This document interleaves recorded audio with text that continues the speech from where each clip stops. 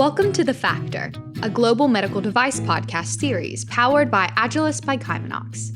Today's episode is hosted by Denise Wagner, Senior Director of Human Factors and Usability Engineering at Agilus by Chimenox. She's joined by Dr. Bonnie Clipper, Healthcare Executive at Innovation Advantage, coach and international speaker. She's also the author of several books, including The Innovation Handbook, A Nurse Leader's Guide to Transforming Nursing, and The Nurse's Guide to Innovation, Accelerating the Journey. And that's the topic we're digging into today: innovation in nursing and the potential transformation of healthcare through technology. Here's Denise.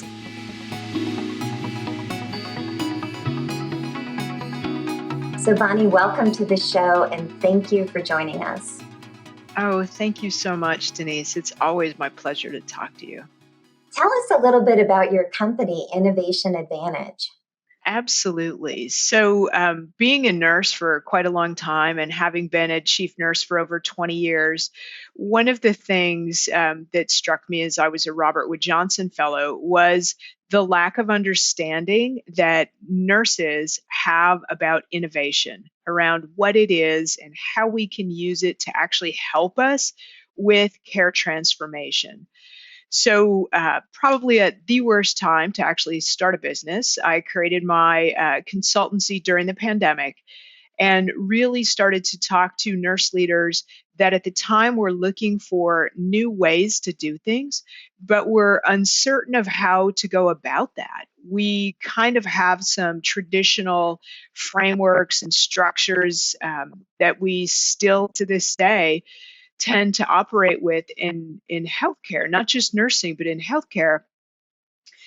Sometimes because we have safety concerns, but quite often because this is really what we know. There's a lot of rigidity and lack of flexibility within healthcare, and we, for probably a lot of the right reasons, have a very, very low tolerance for change, for risk, and just for doing things differently.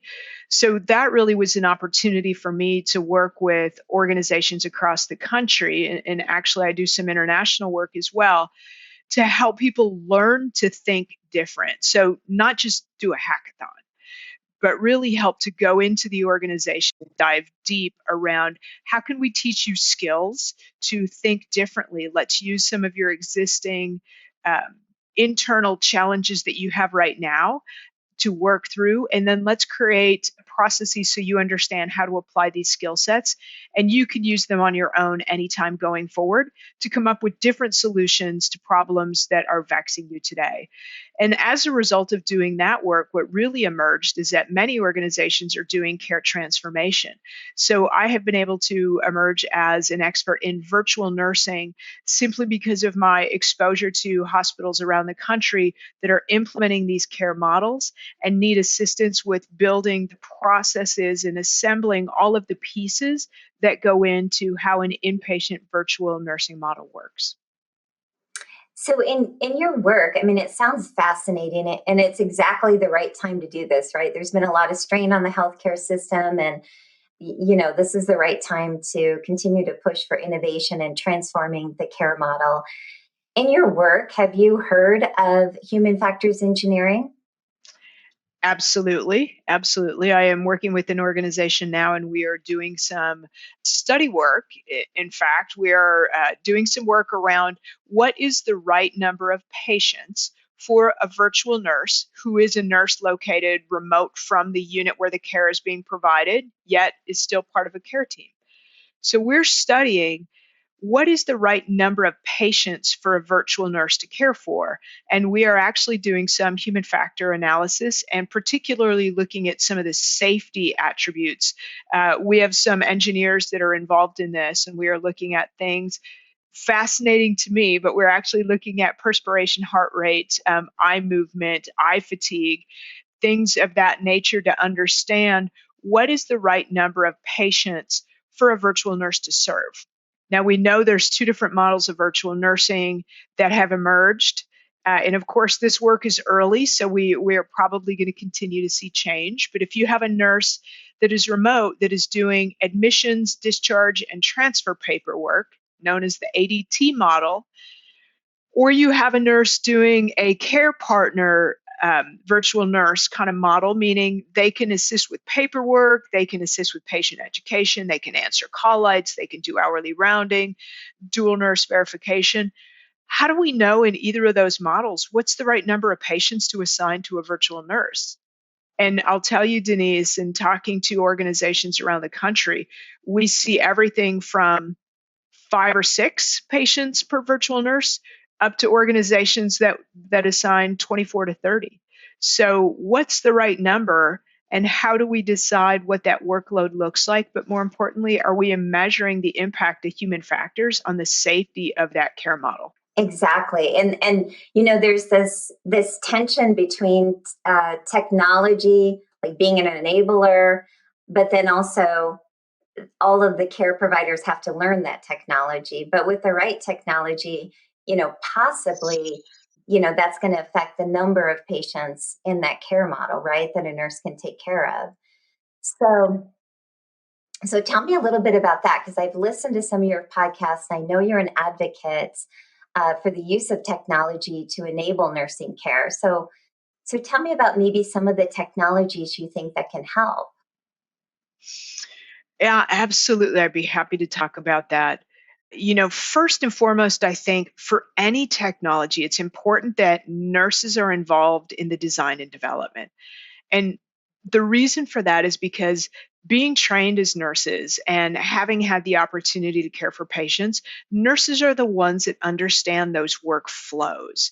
So when we have technology that tries to design workflows for us without ever understanding how the work really happens, that's a recipe for disaster. That isn't going to work.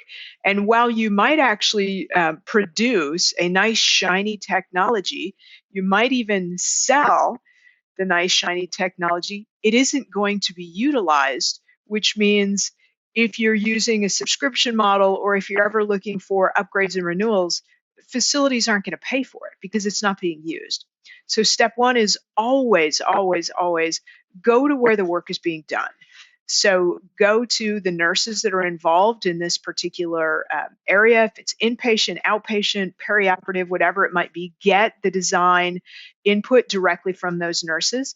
And it's also important to take a look at companies that are out there to see where they're getting this input. Do they have an advisory board? Do they have nurses on the advisory board? Do they have a CNO? Do they have nurses on their executive team? Those are all important clues.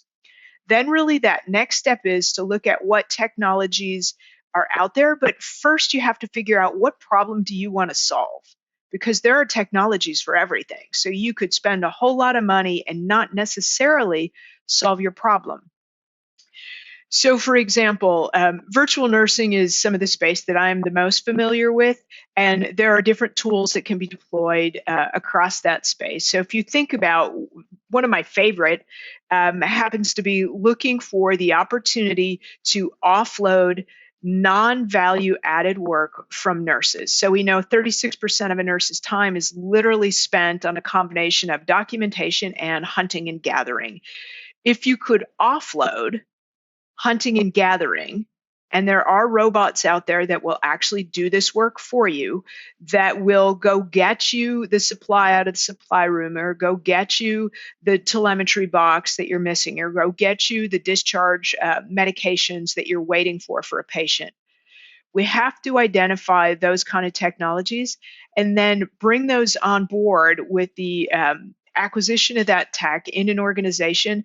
Teach people so that they know how it works, what it's going to do, what's the best way to leverage that, and then continue to bake in the utilization of that. Otherwise, that stuff is very expensive and it sits in a corner. We have to make sure that we can demonstrate the value. There's also other amazing technology out there. Doing the virtual nursing work, I see a spectrum. I see everything from tablets to camera, speakers, and microphones in rooms, to ambient augmented intelligence and ambient computer vision. I think that there's a time and place for all of that technology. It depends what problem you're trying to solve. These days, technology seems to be very expensive. And I say, when you're making the investment, make an investment that's future facing. So don't buy technology that literally is going to be out of date in a year. Instead, you may have to spend more, but lean into technology that has the opportunity to grow with you and with your organizational needs to take you in that direction in the future.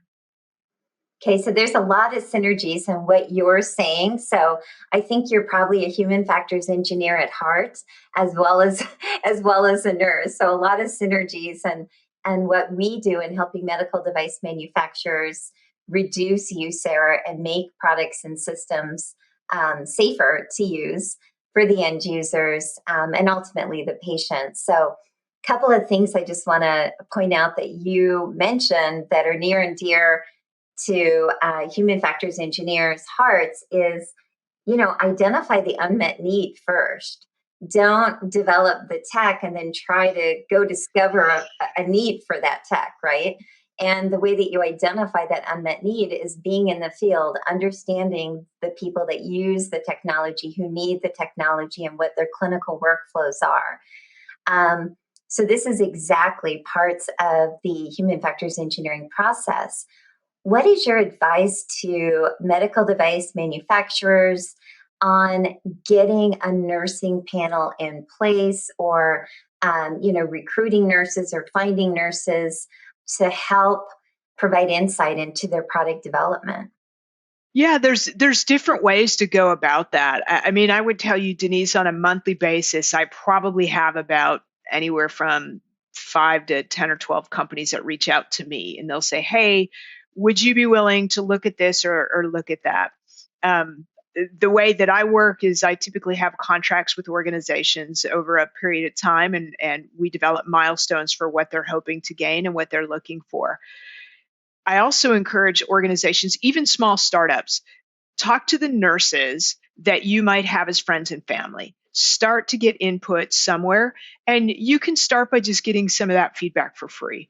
But as organizations begin to grow, they really do need to find ways to compensate nurses who are experts on a regular basis to provide that kind of advisory board type of input.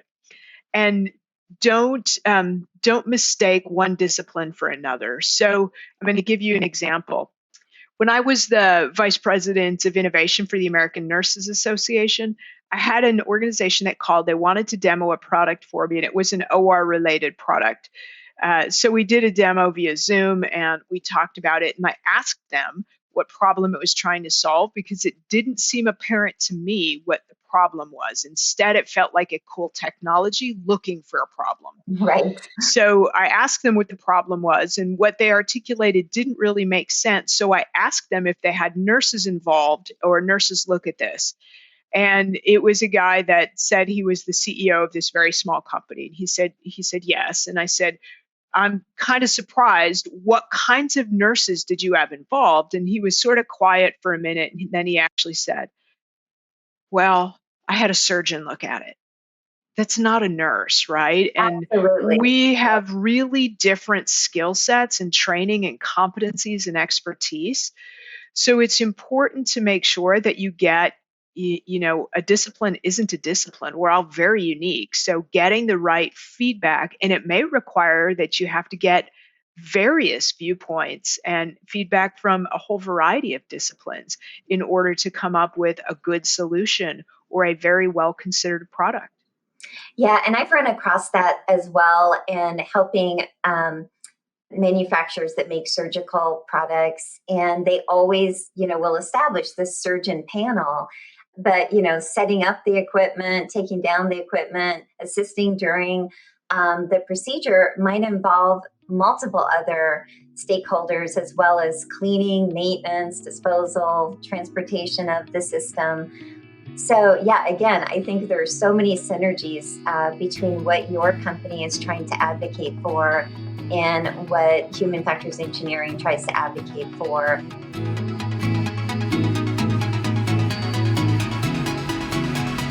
Denise and Dr. Clipper are going to switch gears and be back soon with the remainder of this conversation. In part 2, they go over the nursing shortage and how nursing is handled much differently outside of the United States. You won't want to miss that, so be sure you're subscribed to this podcast on YouTube or wherever you get your podcasts. For more information on Dr. Clipper and a place to purchase her books, visit innovationadvantage.com. This episode was edited and produced by Earfluence.